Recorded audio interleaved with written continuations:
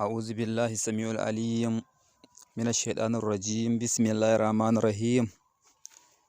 Ya 'yan uwa jama'ar wannan duniya tamu, barkanku da wannan lokaci, barkanku da sake kasancewa da mu a wannan gida namu na Mai Takobin Yasin TV. Kamar kullum yadda muka saba, yau ma muna tafe ne da wani babban mashahurin asiri na mallakar miji cikin sauƙi. Mai zafin gaske ne wannan, saboda 'yan uwa mata suna fama da matsaltsalu irin wannan. Miji kuna bin duk inda za ku yi ku zauna lafiya da mutum, mutum yana bin duk yadda zai cutar da ku. To shi ne muka ga kyam mu ɗauko wannan abu cancakar mu ɗora shi domin ku gani ku ɗauka ku amfana.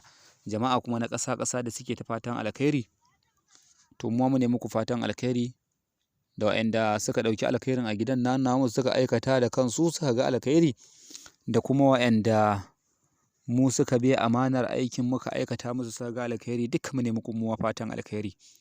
Idan yau ne farkon zuwa wannan gida, danna subscribing ta yadda da mun ɗora sabon karatu za ku rinƙa gani kuna ɗauka kuna amfana. To yadda ake aiki wannan aiki shine muka taso sukutun muka ɗauko muka ɗora muku shi domin ku amfana. Domin 'yan uwa mu mata da kuke ta fama da irin waɗannan matsaltsalu, ko kwa mutum ga dama Allah ya hore mar, Allah ya bashi, Allah ya yalwata hannunsa, amma ko kuna cikin wani hali, kuna cikin wani tsaka mai wuya, taimako babu tausayin juna. To shi ne muka ga gara mu ɗauko wannan mashahurin asiri mu ɗora muku domin ku ɗauka ku amfana, domin ku samu daidaito a cikin zamantakewarku.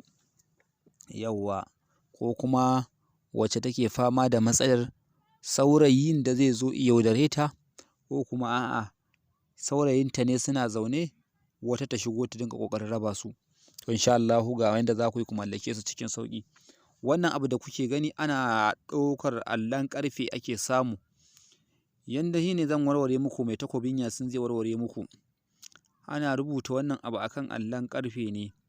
Za a saka sunan wacce take so ta mallaki mijin, ko kuma take so ta mallaki saurayin nata a sama, shi ya sa sunansa shi kuma a ƙasa. To idan aka saka hakan, shi ne za a hura wuta.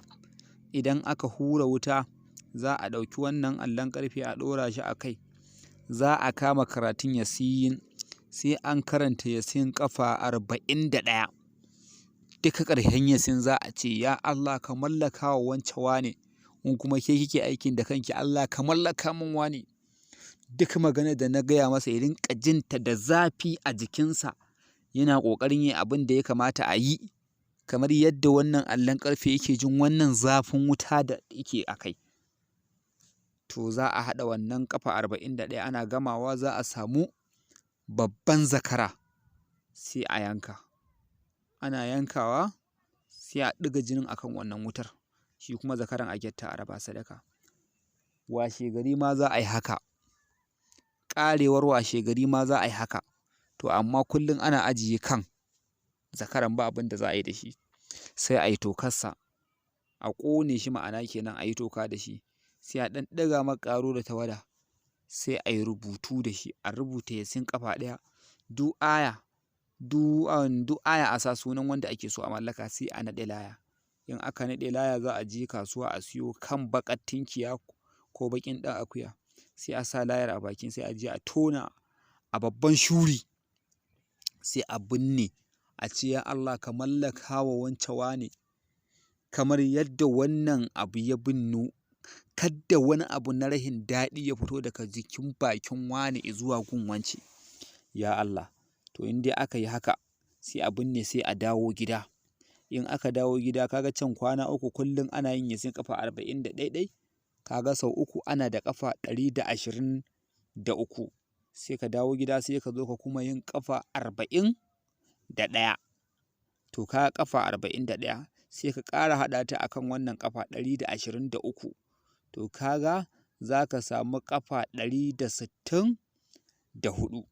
Shi kenan, sai a sami irin 'yan 5-5 haka canji, sai a fito a raba wa yara suna munna suna tsallen nan, to magana buƙata ta biya. Wannan munnar da suke suna tsalle, to haka ke ma za ki dinga farin ciki da shi koyaushe. Insha Allah an riga an gama wannan. Mallaka ta tabbata. Wassalamu alaikum wa rahmatullah.